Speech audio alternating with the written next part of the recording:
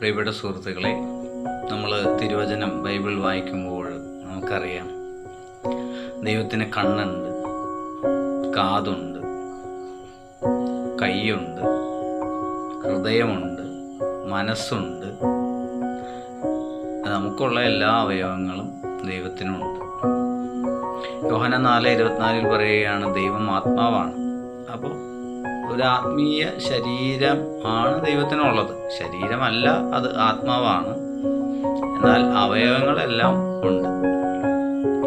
അതേ ദൈവത്തിൻ്റെ അതേ ഛായയിലാണ് ദൈവം നമ്മെ സൃഷ്ടിച്ചിരിക്കുന്നത്, മനുഷ്യരെ സൃഷ്ടിച്ചിരിക്കുന്നത്. സ്ത്രീയും പുരുഷനുമായിട്ടാണ് സൃഷ്ടിച്ചിരിക്കുന്നത്, പക്ഷേ അവയവങ്ങളൊക്കെ ഉണ്ട്. അതുപോലെ തന്നെ ദൈവം തൻ്റെ സാദൃശ്യത്തിലാണ് നമ്മെ സൃഷ്ടിച്ചിരിക്കുന്നത് എന്ന് പറയുന്നത്. എന്താണ് ദൈവത്തിൻ്റെ സാദൃശ്യം എന്ന് പറയുന്നത്? അനന്തതയുടെ സാദൃശ്യം. അതായത് അമർത്യനായിട്ടാണ് ദൈവം മനുഷ്യനെ സൃഷ്ടിച്ചിരിക്കുന്നത്, അമർത്യനായിട്ട്. പക്ഷെ എന്താണ് പറ്റിയത്? ഏദൻ തോട്ടത്തിൽ നല്ല ടേസ്റ്റുള്ള ഇഷ്ടമുള്ള പഴങ്ങളൊക്കെ കഴിച്ച് സന്തോഷമായിട്ട് ആടിപ്പാടി ദൈവത്തോടൊത്ത് ഉല്ലസിച്ച് നടന്നിരുന്ന ആദത്തിൻ്റെയും ഹവ്വയുടെ അടുത്തേക്ക് നമ്മുടെ കോമൺ ശത്രുവായ പിശാച് പാമ്പിൻ്റെ രൂപത്തിൽ വന്ന് നിങ്ങൾക്ക് ദൈവത്തെ പോലെ ആകാം എന്ന് പറഞ്ഞ് അവരെ പ്രലോഭിപ്പിച്ച്, അവനൊരിക്കൽ ദൈവത്തെ പോലെ ആകാൻ നോക്കിയതാണ്. അങ്ങനെയാണ് വലിയ പ്രകാശമായിരുന്ന മാലാഖയായിരുന്ന ഈ സാത്താനും അവൻ്റെ കൂട്ടുകാരും കരിഞ്ഞുപോയത്. അവര് ദുഷ്ടാരൂപികളായിട്ട് മാറിയത്, പിശാചുക്കളായിട്ട് മാറിയത്.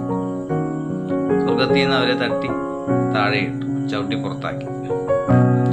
അപ്പോൾ ദൈവം, സ്നേഹപിതാവായ ദൈവം അരുളി ചെയ്ത അവിടുത്തെ വചനം, ആ വചനത്തെ വിശ്വസിക്കാതെ ഈ വെല്ലോടത്തുനിന്നും വന്ന പിശാച് പറഞ്ഞ വചനം വിശ്വസിച്ചു പോയതുകൊണ്ട്, അതനുസരിച്ച് പ്രവർത്തിച്ചതുകൊണ്ട് പാപം മനുഷ്യരിലേക്ക് കടന്നു വരികയും അതിൻ്റെ ഫലമായി മരണം അവൻ ഇരന്നു വാങ്ങുകയും ചെയ്തു.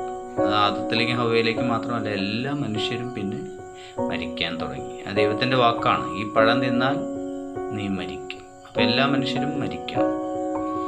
അങ്ങനെ ഒരു കുഞ്ഞ് ഈ ഭൂമിയിൽ ജനിച്ചു വീഴുമ്പോൾ മനുഷ്യപ്രകൃതിയിലുള്ള പാപാസക്തികൾ, പാപാവസ്ഥകൾ, പാപദോഷങ്ങളൊക്കെ ഉണ്ട്. അതിൽ പങ്കുപറ്റിയാണ്